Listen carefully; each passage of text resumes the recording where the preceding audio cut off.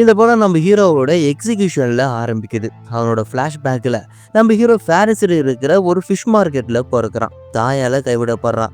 அதுக்கப்புறம் நம்ம ஹீரோ ஒரு அனாதை ஆசிரமத்துல வளர்ந்து தோல் 17 தொழிற்சாலையில் ஒரு அடிமையா வேலை செஞ்சுன்னு இருக்கான். அப்பதான் அவனுக்கு ஒரு எக்ஸ்ட்ரானரி ஸ்மெல்லிங் சென்ஸ் இருக்குதுன்னு அவனுக்கு தெரிய வருது. வளர்ந்து கொஞ்ச நாள்லயே பாரிஸுக்கு போற சான்ஸும் அவனுக்கு கிடைக்குது. அங்க போறான். புது புது வாசனையில அவன் அப்படியே மயங்கிடுறான். ஒரு ரெட்டி ஹேண்ட் பொண்ணோட வாசனையில அவனுக்கு என்ன சொல்றதுனே தெரியல. அவளையே ஃபாலோ பண்ணி போறான். ஆனா தவறுதலா அவரை கொலை பண்ணிடுறான். ஸோ அதை திரும்ப ரீக்ரியேட் பண்ணணும்னு பர்ஃப்யூம் செய்யற ஒரு மாஸ்டர் கிட்ட போயிட்டு நிறைய கத்துக்கிறான். அவர்கிட்ட அடிமை மாதிரி வேலை செய்யறான். ஆனா இவன் நினைச்ச மாதிரியே மனுஷங்களை மயக்கிற ஒரு பர்ஃப்யூமை இவனால கண்டுபிடிக்கவே முடியல. அந்த மாஸ்டர் கிட்ட கேட்க மாஸ்டரும் கிரேஸ்னு ஒரு ஊருக்கு போ, அங்க போனா கத்துக்கலான்னு சொல்ல இவனும் அங்க போறான். எல்லாத்தையும் கத்துக்கல 12 பொண்ணுகளை கொலை பண்ணி அவங்க வாசனை இவன் கலெக்ட் பண்ணிடுறான். கடைசியா ஒரு வாசனையை கலெக்ட் பண்ணா இவன் நினைச்ச அந்த பெர்ஃபெக்டான பர்ஃப்யூமை ரெடி பண்ணலான்னு அந்த ஊரிலேயே ஒரு ரிச் மேன் டாக்டரை ஃபைனலா அவன் டிசைட் பண்ணி அவளை கொலை பண்ணிட்டு அவகிட்ட இருந்து வாசனை எடுத்து அந்த வாசனைக்கு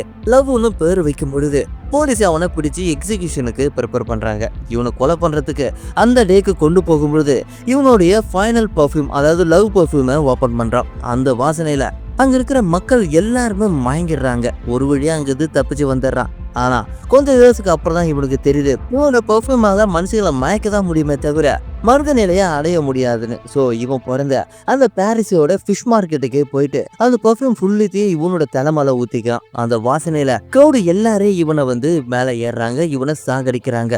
இவனோட ஒரு பொருளையும் பிச்சினும் எடுக்க போறாங்க. கடைசியா நம்ம ஹீரோ டெத் ஆகுறான். கடைசியா மீனது அந்த எம்டி பாட்டில் மட்டும்தான். இந்த படம் உங்களுக்கு வேணும்னா கீழே டிஸ்கிரிப்ஷன் இருக்கு, அதை கிளிக் பண்ணி இந்த படத்தோட ஃபுல் மூவியை பாருங்க.